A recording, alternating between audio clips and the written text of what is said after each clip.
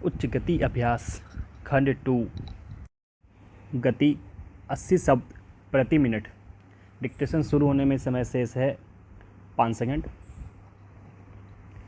Ready, start. Deputy speaker महोदय, मुझे इस बात की बड़ी खुशी है कि आपने मुझे गांधी भवन के उद्घाटन का मौका दिया। महात्मा गांधी ने अपनी ज़िंदगी में जो कुछ किया वह सिर्फ हिंदुस्तान के लिए ही नहीं बल्कि सारी दुनिया के लिए है। हम उनकी यादगार में कोई इमारत खड़ी करके या संस्था बनाकर किसी तरह से अपने काम में बल हासिल करना चाहते हैं।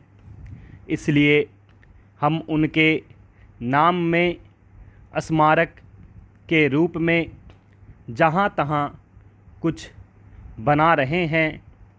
आज सिर्फ हिंदुस्तान में ही नहीं, हिंदुस्तान के बाहर भी जहाँ गांधी जी के स्मारक के रूप में इमारतें बनाई जा रही हैं। इसलिए कोई आश्चर्य की बात नहीं कि हैदराबाद के निवासियों को भी ऐसा ख्याल हुआ कि यहाँ इस प्रकार का स्मारक बनाया जाए। यह सिर्फ एक इमारत ही न रहे बल्कि जैसे सरदार पटेल ने कहा था, यह जानदार स्मारक हो।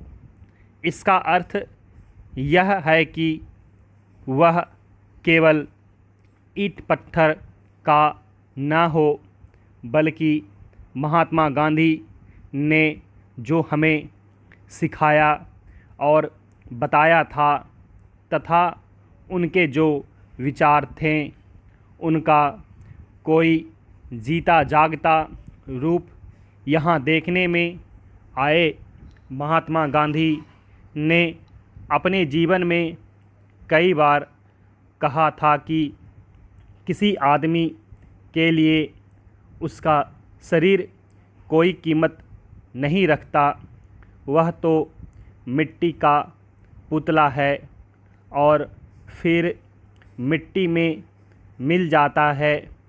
मगर उसके पास कोई चीज़ रह जाती है तो एक तरफ उसकी आत्मा और दूसरी तरफ उसके किए हुए अच्छे या बुरे काम।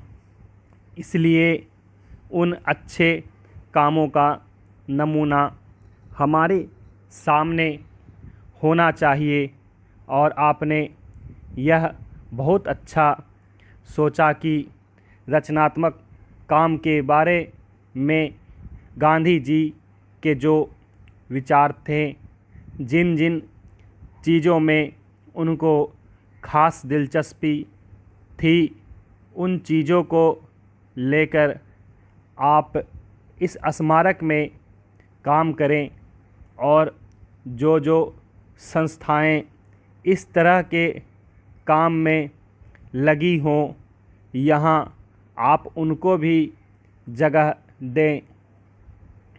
इस भवन में रचनात्मक काम करने वालों के अलग अलग दफ्तरों के लिए अलग अलग स्थान रखा गया है।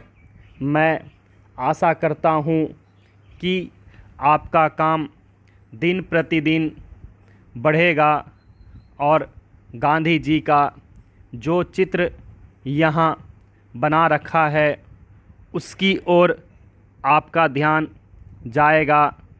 गांधी जी ने हमें जो कुछ सिखाया उसकी तरफ भी आपका ध्यान जाएगा।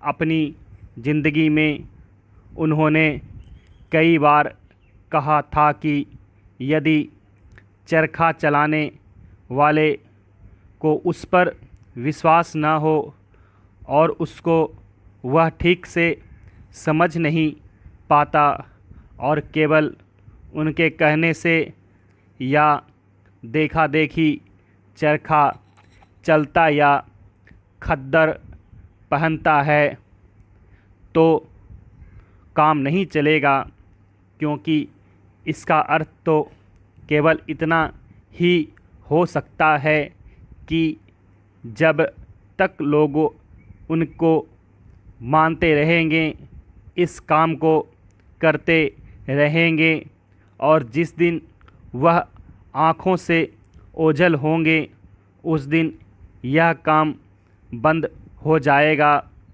इसलिए वह कहते थे कि ठीक समझ करके करना चाहते हो तो करो और नहीं तो चरखे को जला दो, उसकी कोई ख़ास ज़रूरत नहीं है। डिप्टी स्पीकर महोदय, उन्होंने अपनी आँखों के सामने समाज का एक ढांचा रखा था और वे चाहते थे कि समाज की पुनर्रचना उस नए ढांचे के अनुसार की जाए। अभी हम उस रास्ते पर नहीं चल सके हैं। मैं इस बात को दुख से मगर सच्चाई के साथ मानता हूँ कि समाज का जो रूप गांधी जी ने अपनी आँखों के सामने रखा था, हम उसके मुताबिक नहीं चल रहे हैं। हमारे सामने एक दूसरा ढांचा है और हम उस पर चलने का प्रयत्न कर रहे हैं। मैं यह नहीं कहना चाहता कि उसमें से कौन बेहतर है और कौन बुरा।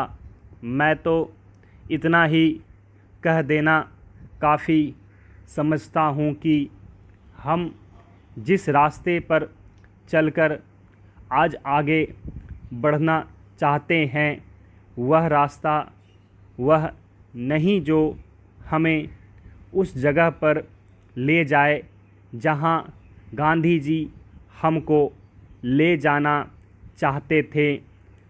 हम अगर उसके ठीक विपरीत रास्ते पर नहीं तो कम से कम कुछ अगल बगल या कुछ दूसरी तरफ तो ज़रूर जा रहे हैं। हो सकता है कि हमारी आँखें आहिस्ता आहिस्ता खुले और फिर हम सीधे रास्ते पर आ जाएं। आज देश में जो रचनात्मक काम हो रहा है उसकी मैं बड़ी कीमत इसलिए लगाता हूँ कि फिर कभी हम उस रास्ते पर आ सकेंगे और अगर हमने इस काम को भी छोड़ दिया तो फिर इधर लौटने की कोई उम्मीद नज़र नहीं आती। इसलिए मैं चाहता हूँ कि हम इस रचनात्मक काम को पूरे बल और ताकत के साथ आगे बढ़ाते जाएं। बहुत ज़माना हुआ जब एक अंग्रेज़ यहाँ आया था। वह बड़ा विद्वान था। उनकी किताबें अब भी चल रही हैं। गांधी जी उस समय खादी और ग्रामोद्योग की बात चला रहे थे। आप जानते हैं कि पश्चिमी देशों में कोई भी चीज़ ऐसी नहीं जो बिना यंत्र के हो। वहाँ सब काम मशीनों के द्वारा किए जाते हैं। जब तक कि मेज़ पर खाना परोसने का काम भी खुद ब खुद हो जाता है और आदमी को लाकर रखने की ख़ास ज़रूरत नहीं पड़ती।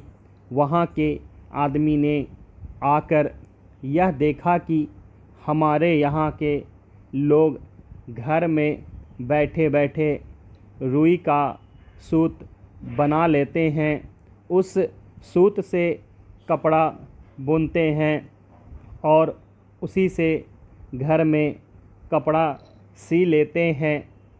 उसने यह भी देखा कि यहाँ के लोग इसी प्रकार खेती के काम में भी धान को कूट पीस कर चावल बना लेते हैं, रोटी और तरह तरह की चीज़ें घर में ही बना लेते हैं और खा लेते हैं। हमारी इन सब चीज़ों को देखकर उसने कहा कि हम इन चीज़ों को अपने यहाँ कायम रखें, अगर पूरी तरह से नहीं तो कम से कम नमूने के तौर पर तो कायम रखे ही। एक दिन आएगा जब दुनिया सब मशीनों को छोड़ फिर इसी चक्की का उपयोग करेगी और इसी चरखे पर सूत काटेगी। यह बात मैंने 25 से 30 बरस पहले की कही है। पिछले 2500 वर्षों में साइंस की तरक्की हुई है और पिछले 10 से 15 वर्षों में तो बहुत ही हुई है। स्टॉप।